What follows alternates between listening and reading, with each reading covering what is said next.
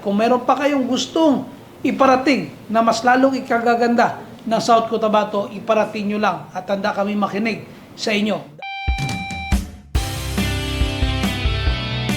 So, sa lahat ng mga kababayan natin sa South Cotabato, maraming salamat sa pakikisa ninyo ng 2025. Dumaan tayo sa eleksyon, dumaan tayo sa maraming pagsubok, pero andyan pa rin kayo. Maraming salamat sa suporta pinagita niyo sa akin noong 2025. Makakaasa kayo sa next year, sa 2.5 year ko bilang gobernador ninyo, i-strengthen ko at masisiguro ko na dapat yung mga programa na meron tayo ay mas lalo pa natin mapaganda in preparation for 2028. At tinitiyak ko din sa inyo na kung sino man ang upong gobernador ay dapat lang na ipagpatuloy niya yung nasimulan natin programa dito sa lalawigan. At kung meron pa kayong gustong iparating na mas lalong ikagaganda ng South Cotabato, iparating nyo lang at handa kami makinig sa inyo. Dahil ang administrasyon natin dito sa ating lalawigan ay nakabase sa boses ng mga South Cotabateños.